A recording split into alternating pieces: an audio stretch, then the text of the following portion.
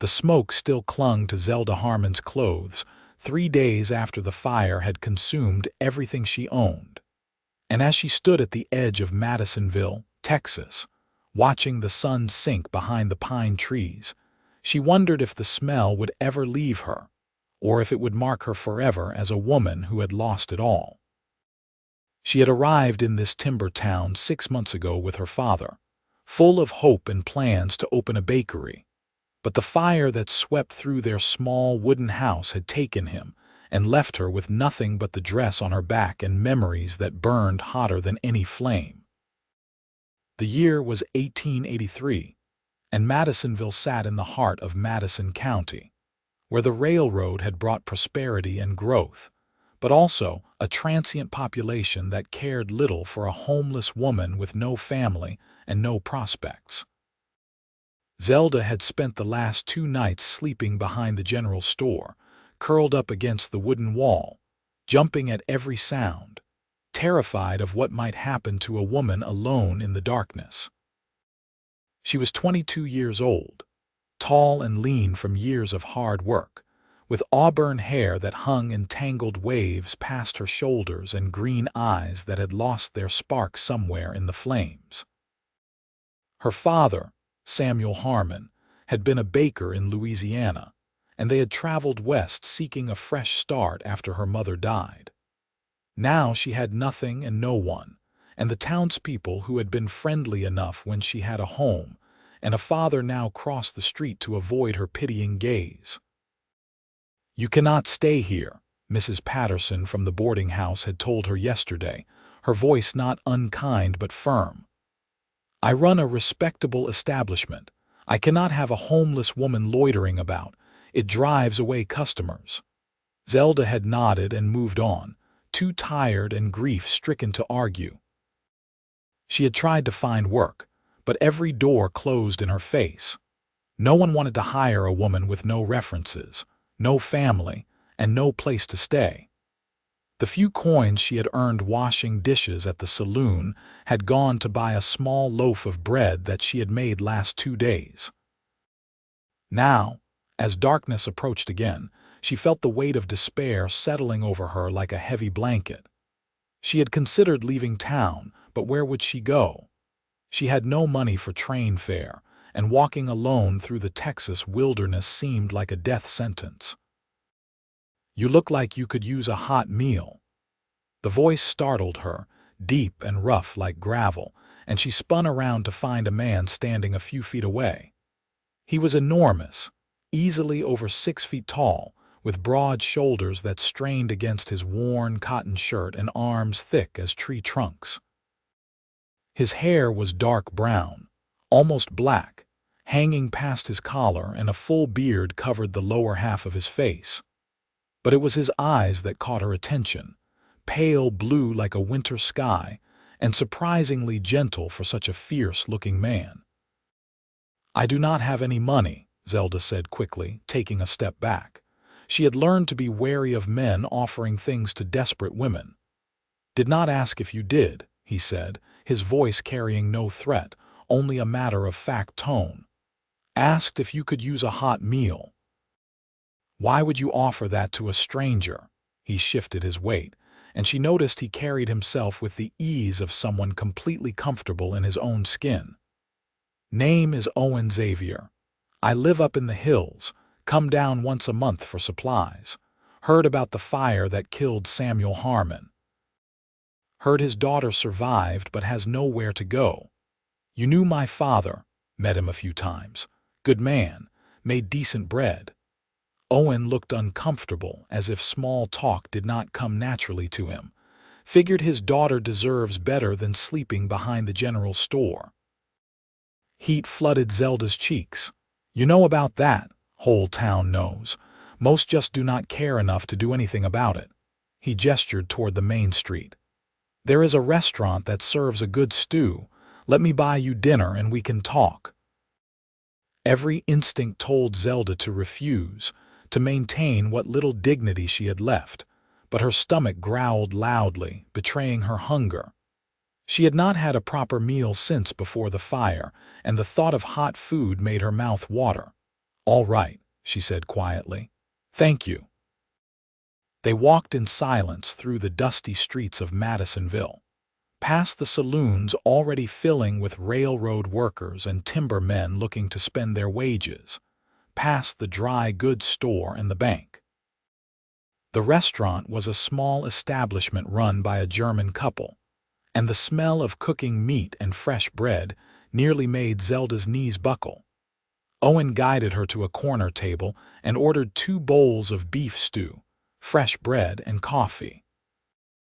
The owner's wife, a plump woman with kind eyes, brought the food quickly, and Zelda had to force herself not to devour it like a starving animal. Eat slow, Owen said gently.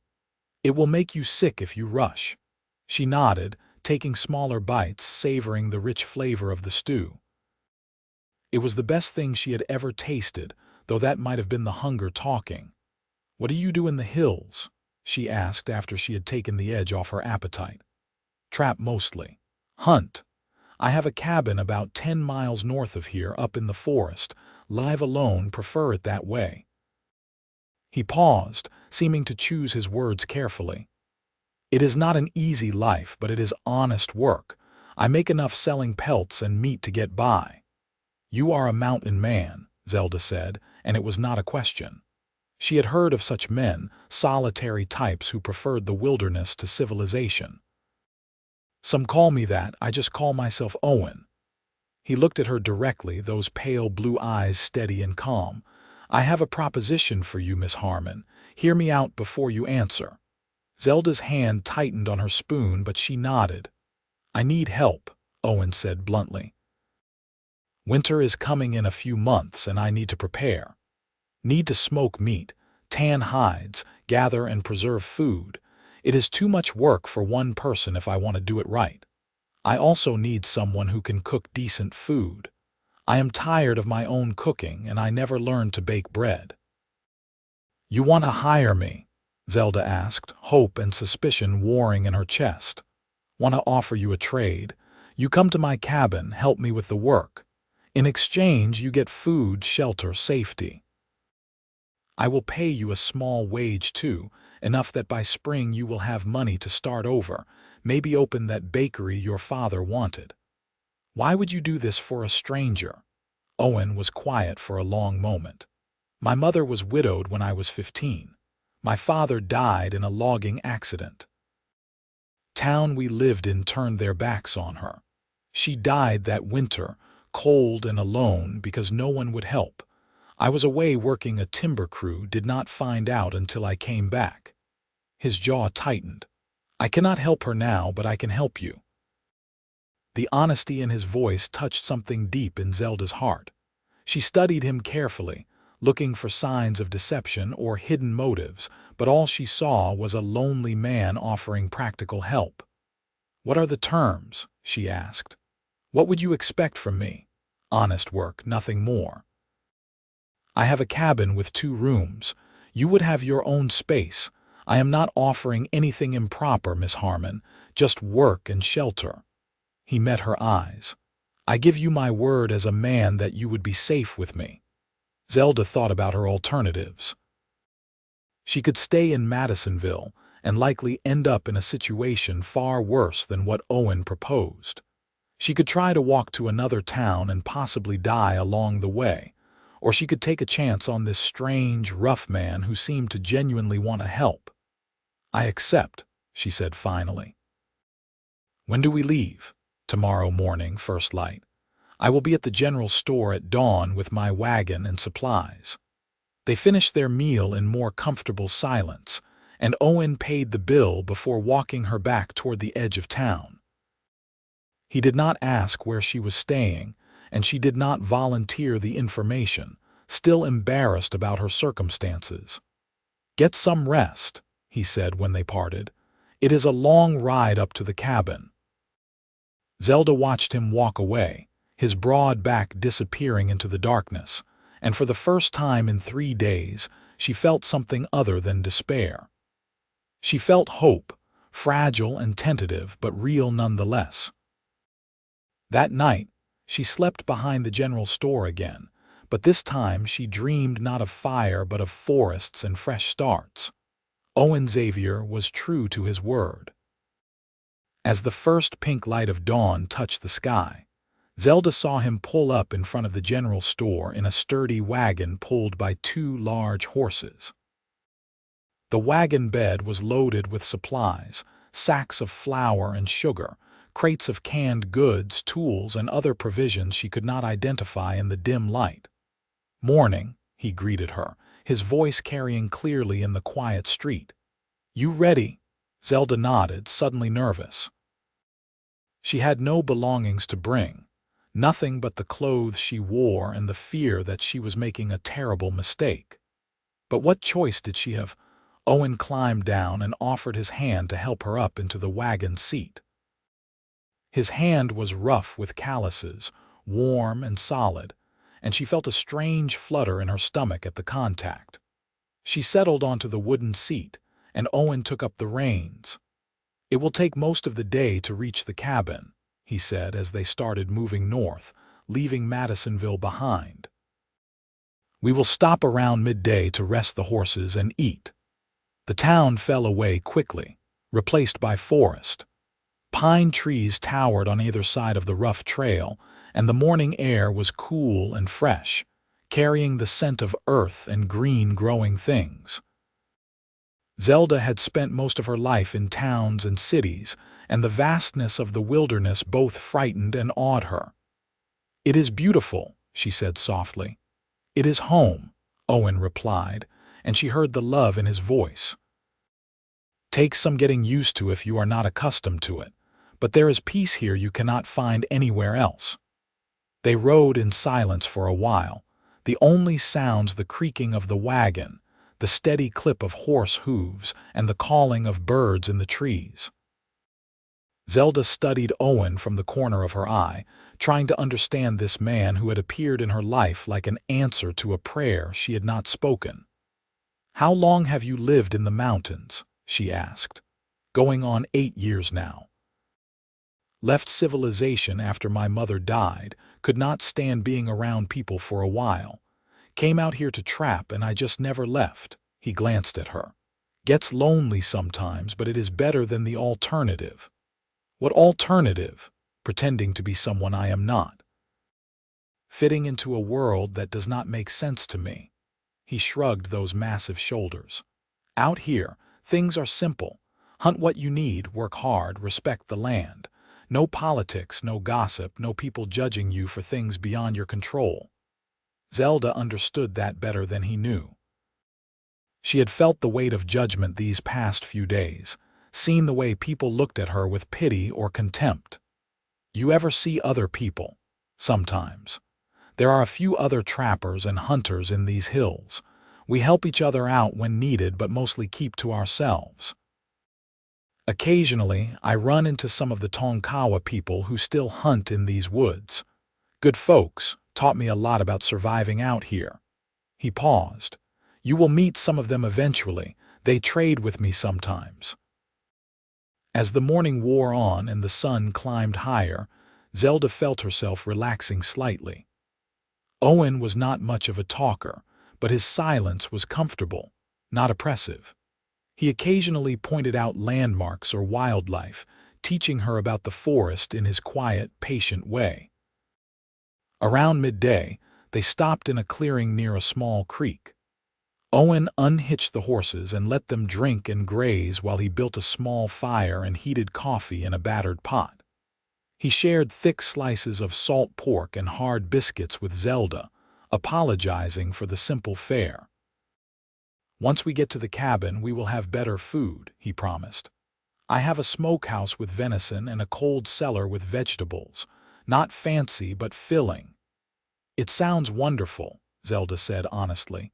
Compared to where she had been, anything sounded wonderful. After the meal and a short rest, they continued on. The trail grew narrower and steeper, winding up into the hills. The trees grew thicker, blocking out much of the sunlight, creating a green twilight that felt ancient and mysterious. "How much farther?" Zelda asked as the afternoon stretched on. "Another hour or so." The cabin is in a valley between two ridges, good protection from storms, and there is a spring that never runs dry. True to his word, as the sun began its descent toward the horizon, they crested a ridge and Zelda saw the valley spread out below them. A small meadow opened up in the forest, and in the center sat a sturdy log cabin with a stone chimney. Nearby stood several outbuildings, a barn, a smokehouse, and what looked like a storage shed. "Welcome home," Owen said simply. As they descended into the valley, Zelda felt tears prick her eyes.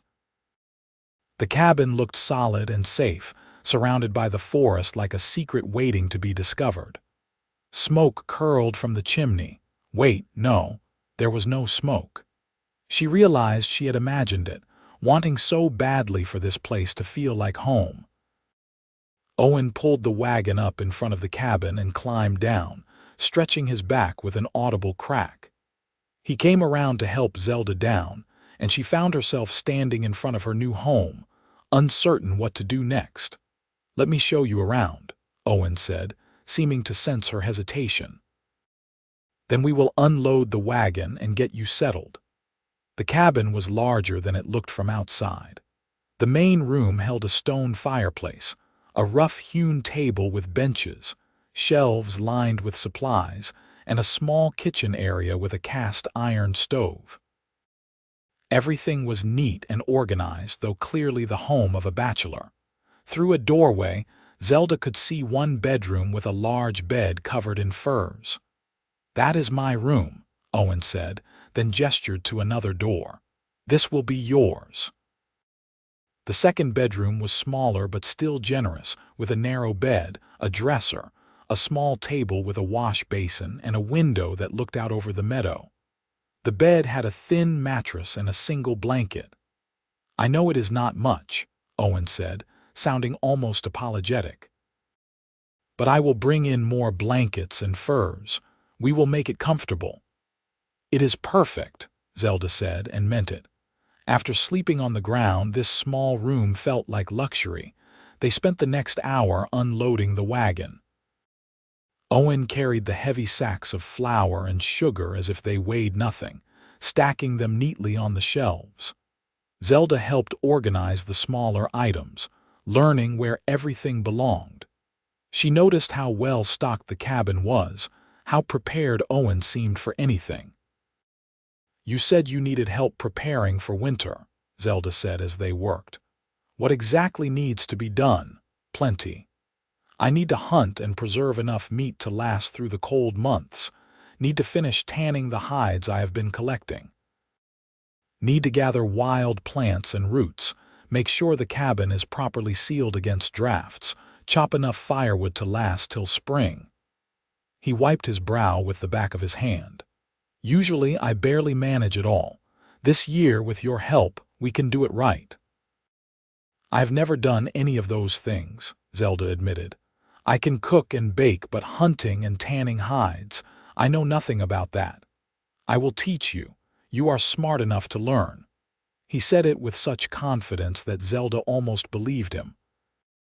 As evening fell, Owen built a fire in the fireplace and prepared a simple supper of fried salt pork, beans, and coffee.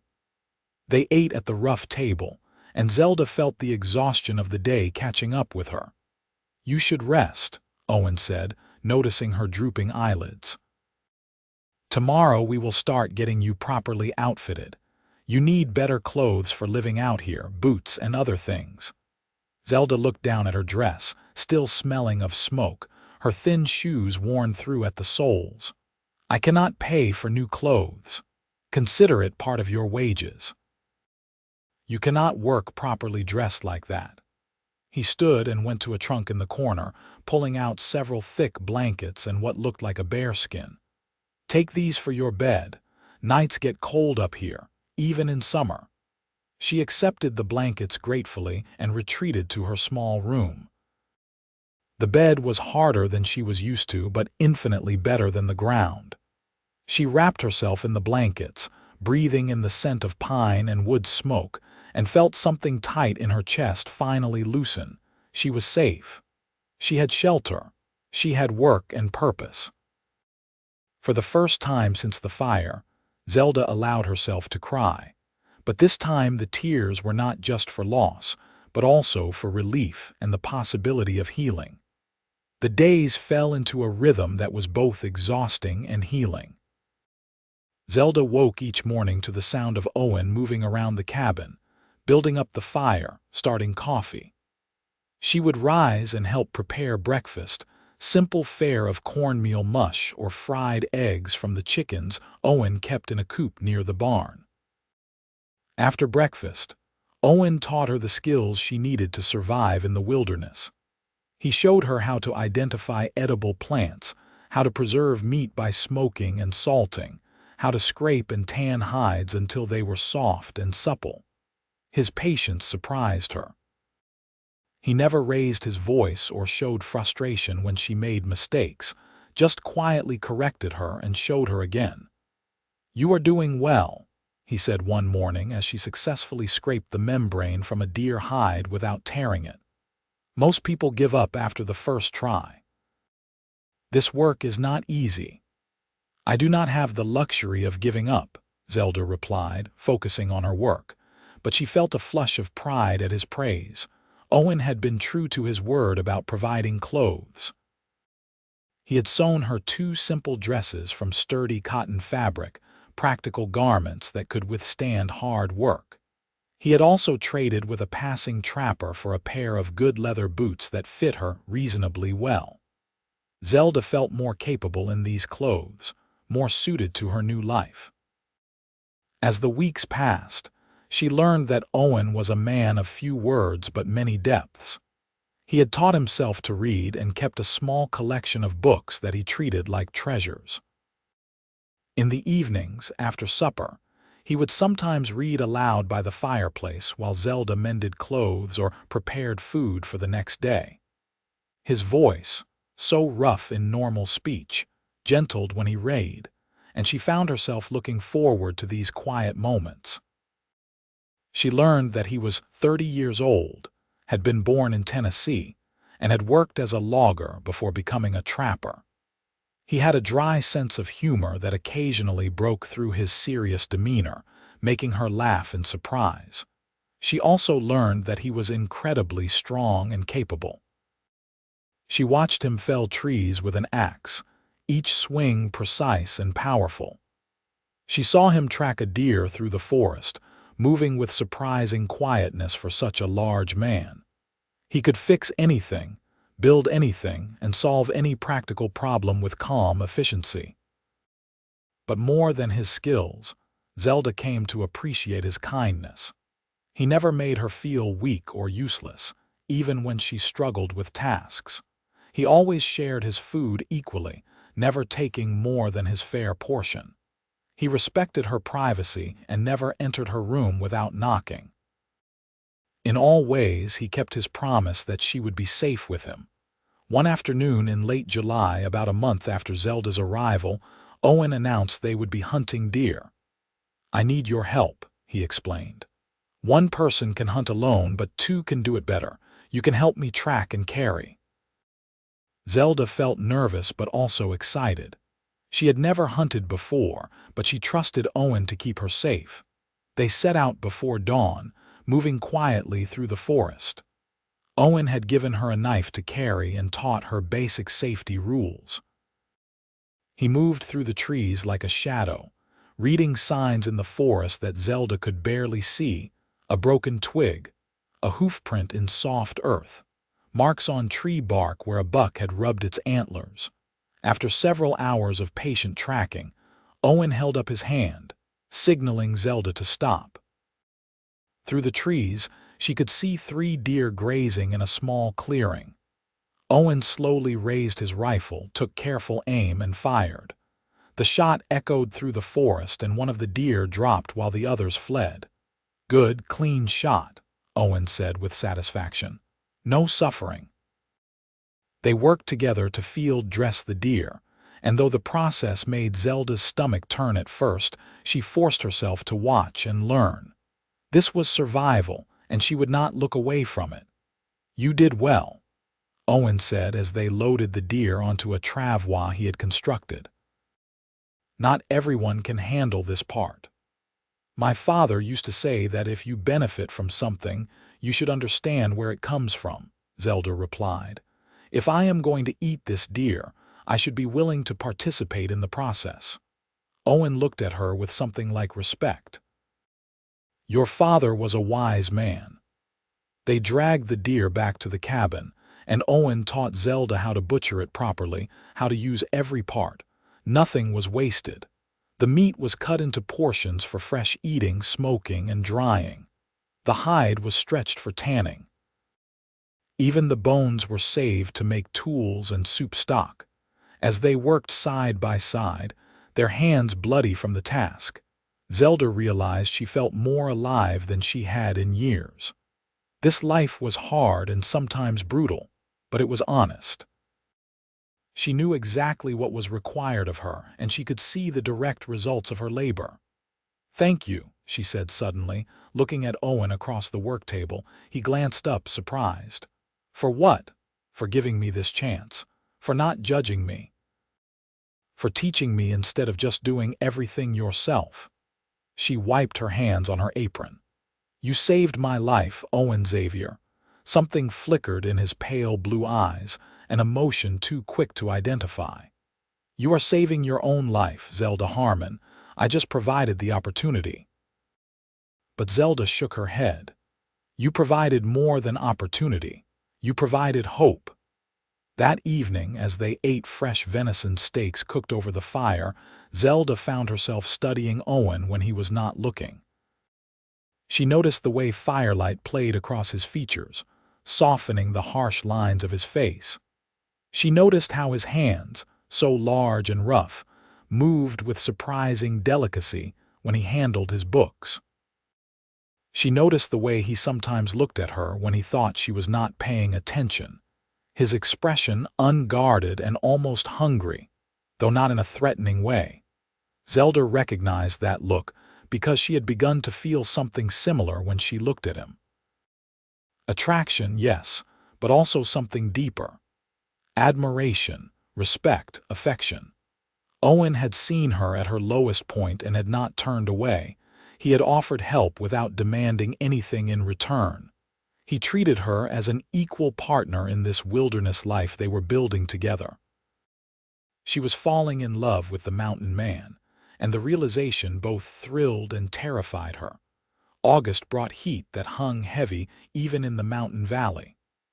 Zelda and Owen worked from dawn until dark, racing to complete all the preparations before winter. The smokehouse was full of preserved meat. The cellar was stocked with root vegetables and canned goods, and stacks of firewood grew higher each day. They also grew more comfortable with each other. Conversations came easier now, and they developed the kind of wordless communication that comes from working closely together. Zelda could anticipate what Owen needed before he asked. Owen adjusted his plans based on Zelda's strengths and limitations without making her feel incapable. One particularly hot afternoon, they were working near the creek that ran through the property. Owen was chopping wood while Zelda washed clothes, beating them against rocks and hanging them to dry in the sun. The work was hot and sweaty, and finally Owen paused to pull off his shirt, using it to wipe his face before draping it over a branch. Zelda tried not to stare, but she could not help noticing the way his muscles moved under sun-bronzed skin, the way scars crisscrossed his back and shoulders, telling stories of a hard life. He was beautiful in a rough, powerful way that made her mouth go dry. Owen caught her looking and something passed between them, a moment of awareness that changed the air itself. He did not look away, and neither did she. The moment stretched, heavy with unspoken possibilities. "Zelda," he said, his voice rougher than usual. "Yes, I need to tell you something." She straightened, her heart suddenly pounding. "What is it?" He seemed to struggle with words, this man who was always so certain about everything else. When I offered to bring you here, I told myself it was just about needing help with the work. Told myself I was doing a good deed, nothing more. And now, Zelda asked quietly, now I know I was lying to myself. He took a step toward her. I look forward to seeing you every morning. I find excuses to work near you. When you laugh, it feels like sunlight breaking through clouds. When you are near, this cabin that always felt like enough suddenly feels like home. Zelda's breath caught. Owen, let me finish, he said, holding up a hand. I know this was not part of our agreement. I promised you would be safe here, that I expected nothing from you beyond honest work. I have kept that promise, and I will continue to keep it, but I also have to be honest with you. He met her eyes directly. I am falling in love with you, Zelda Harmon. Maybe I have been since the moment I saw you standing at the edge of town looking lost and brave at the same time. Tears sprang to Zelda's eyes, but they were good tears, joyful tears. Oh, Owen, I feel the same way. I have been trying to tell myself it was just gratitude, but it is so much more than that. You are the finest man I have ever known. You are kind and strong and patient. You make me feel safe and capable. When I think about leaving here come spring, my heart breaks.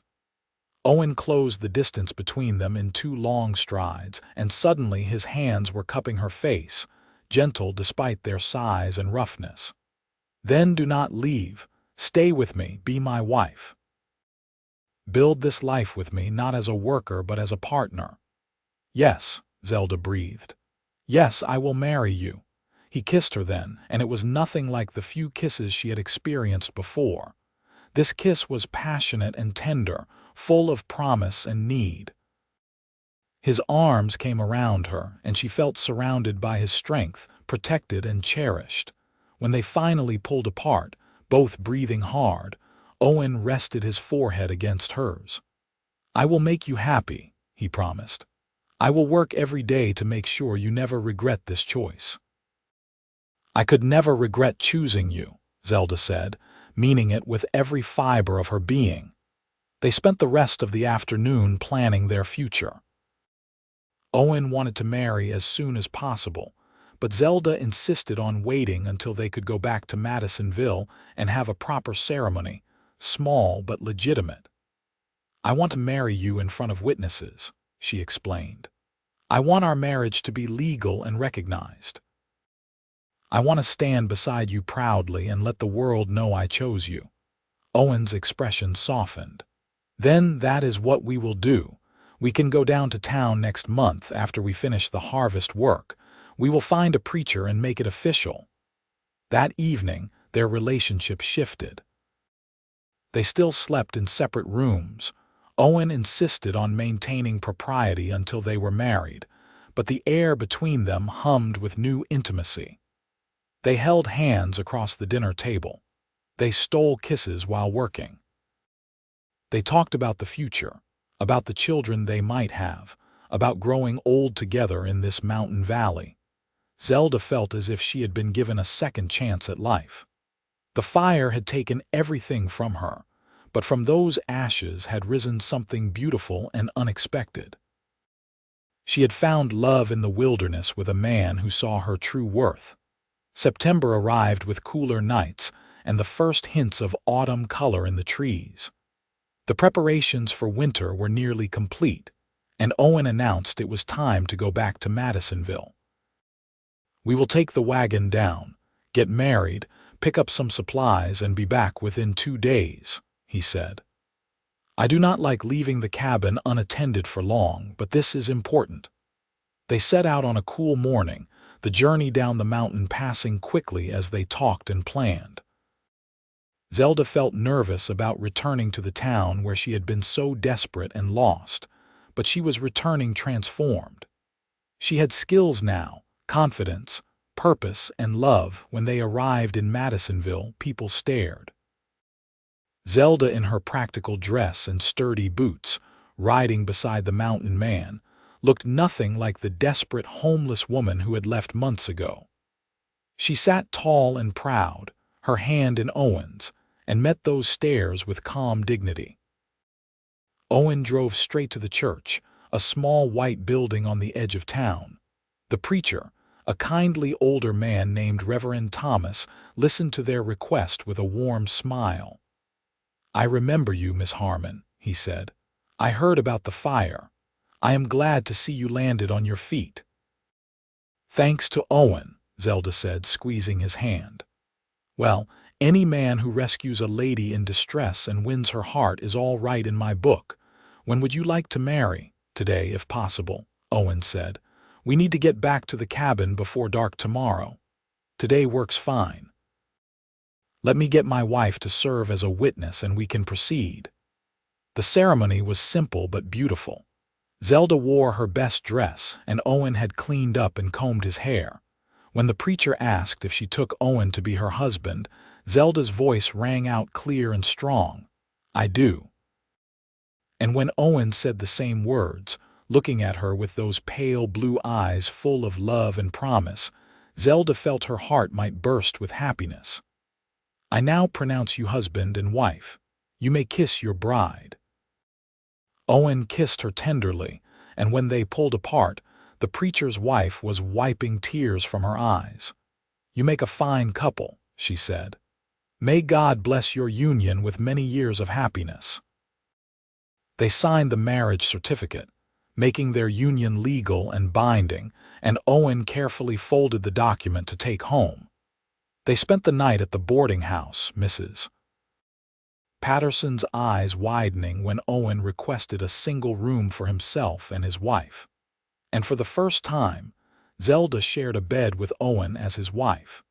He was gentle and patient, mindful of her inexperience, and their wedding night was everything she had hoped it would be.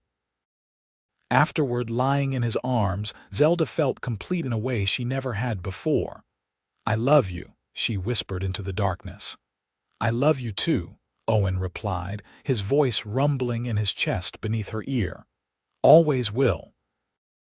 They returned to the mountain cabin the next day, and Zelda saw it with new eyes. This was her home now, truly and completely. She was not a worker or a guest, but a wife, a partner, the lady of this small wilderness domain.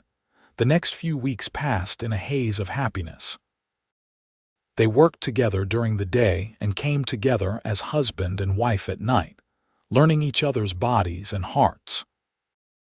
Owen moved Zelda's belongings into the larger bedroom, and she took joy in making small changes to the cabin, adding curtains to the windows, organizing the kitchen to her preference, placing wildflowers in a jar on the table. "This place never felt complete before," Owen told her one evening. "Now it does." Winter came early that year, with the first snow falling in late October. Zelda and Owen were ready. The cabin was sealed tight, the food stores were full, and they had each other for warmth and company. The long winter months that Owen had once dreaded became precious time for the newlyweds to deepen their bond.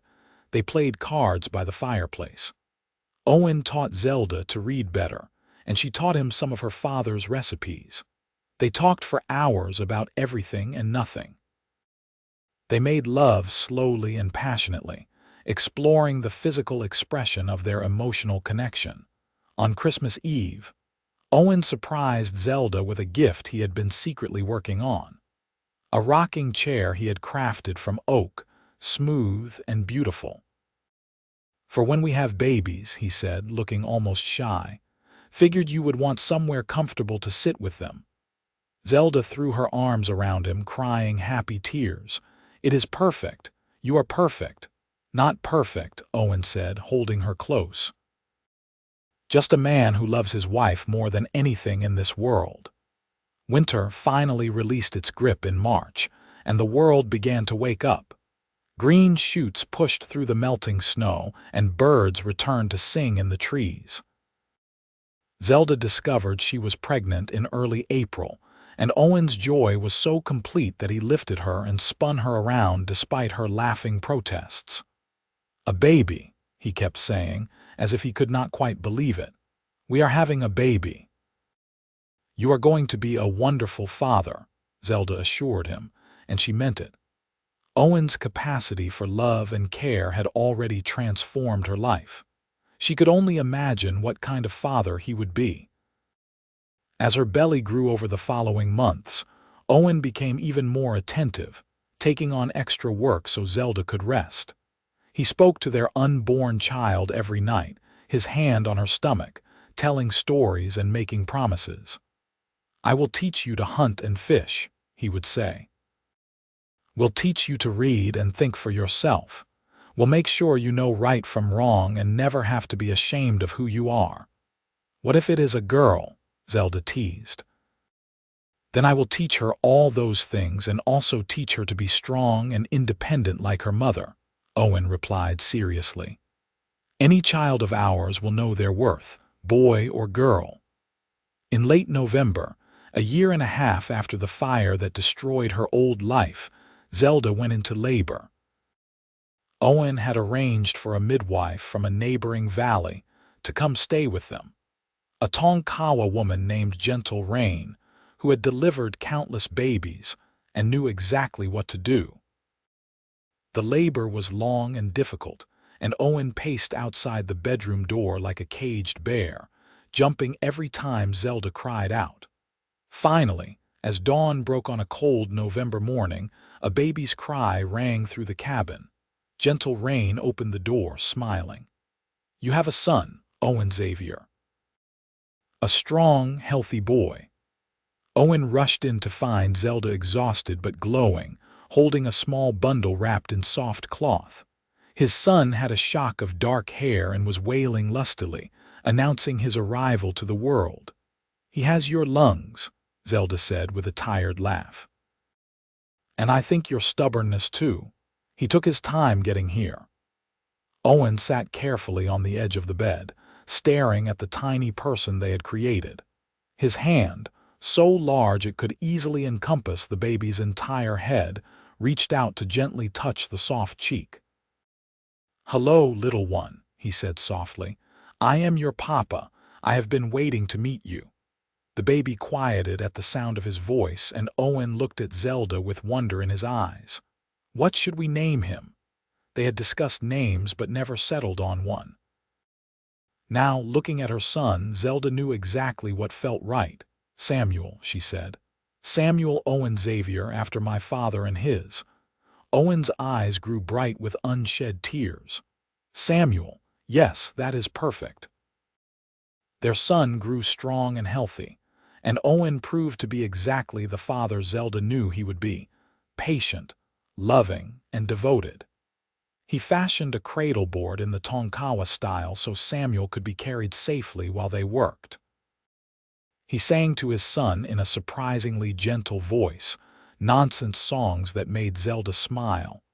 Life settled into a new rhythm, busier and louder than before but infinitely richer. Zelda had never been happier. She had a husband who adored her, a beautiful son, and a home that felt like a sanctuary. 2 years later, they welcomed a daughter they named Rose. She had Zelda's auburn hair and Owen's blue eyes and a personality that was pure sunshine. Samuel, now a toddler, was fascinated by his baby sister and appointed himself her protector. The cabin expanded over the years. Owen built an addition to give the children their own room as they grew. He constructed a larger barn and acquired more livestock. The valley rang with the sounds of a family, children laughing, parents calling, life being lived fully. Other families had begun to settle in the surrounding hills, drawn by the same things that had brought Owen here years ago: space, freedom, and the beauty of the wilderness. They formed a loose community, helping each other during hard times and celebrating together during good ones. Zelda found friendship with other women, though none understood her quite like Owen did. On their 5th wedding anniversary, Owen and Zelda stood on the porch of their cabin, watching Samuel and Rose play in the meadow. The sun was setting, painting the sky in shades of gold and pink. "Do you ever regret it?" Owen asked, his arm around Zelda's waist. "This life is hard. You could have had something easier." Zelda looked at this man who had saved her when she had nothing, who had given her everything. "I have exactly the life I want. You gave me more than shelter, Owen. You gave me purpose, partnership, and love. You gave me a family. You gave me myself." Owen kissed her forehead. "You did the same for me. I was just existing before you came. Now I am living." They stood together as darkness fell, surrounded by the forest that had witnessed their love story, and Zelda felt profound gratitude for the fire that had destroyed her old life. Without it, she never would have found this man, this place, this profound and simple happiness. Years continued to pass, bringing changes but never diminishing the love at the center of their lives. Samuel grew tall and strong like his father, learning the ways of the wilderness with eager intensity. Rose became a skilled healer, learning from Gentle Rain and other Tonkawa women who visited. They eventually added another son, Thomas, who had his mother's quick mind and his father's steady hands. The cabin saw weddings and birthdays, illnesses and recoveries, arguments and reconciliations. It witnessed a family growing and changing, facing challenges together and celebrating victories as one. Owen's hair turned gray at the temples, and Zelda found laugh lines creasing her face, but they still looked at each other with the same love that had bloomed in that mountain valley all those years ago. On their 25th wedding anniversary, their children threw them a celebration, inviting neighbors from miles around. The party lasted into the night, with music and dancing and food. At one point, Zelda found herself standing in the same spot where she had first seen the cabin, looking at the home they had built together. Owen came up behind her, wrapping his arms around her waist as he had done countless times over the years. "What are you thinking about?" "About the day I arrived here," Zelda said, leaning back against his solid warmth. "I was so lost and scared. I had no idea that I was standing at the beginning of the greatest adventure of my life. Best decision I ever made, asking you to come here with me," Owen said. "Best decision I ever made," saying yes. They kissed as the party continued behind them, and Zelda marveled at how a single act of kindness had bloomed into this life of abundance. Owen had rebuilt more than her circumstances after the fire. He had rebuilt her heart, her hope, and her belief in goodness. She had been homeless and desperate, and he had made her his wife. But more than that, he had made her his partner, his equal, his love. Together, they had carved out a life in the wilderness that was richer than anything she could have imagined in those dark days after the fire. As they walked back to join their family, their children and grandchildren beginning to fill the meadow with joy and noise, Zelda knew their story had the only ending that mattered. They had found each other, built a life together, and filled it with love. The fire had taken everything, but from those ashes had risen something that could never be destroyed. A love that had weathered every storm, a family that had grown strong and true, and a home that existed not just in logs and stone but in the hearts of two people who had chosen each other and never looked back. Their legacy would continue in the children and grandchildren, who carried their blood and their values. The cabin in the mountain valley would stand for generations, a testament to the mountain man who had offered hope to a desperate woman and the woman who had accepted that hope and given him love in return. It was a simple story in many ways, but simplicity did not diminish its power. Sometimes the most profound transformations come from the smallest acts of kindness. Sometimes home is not a place you find, but something you build with the person you love. And sometimes the end of one life is just the beginning of something far better. Zelda Harmon Xavier had learned all these truths and more. She had been homeless after the fire, and the mountain man had rebuilt her life and made her his wife. But the real miracle was not just the rebuilding.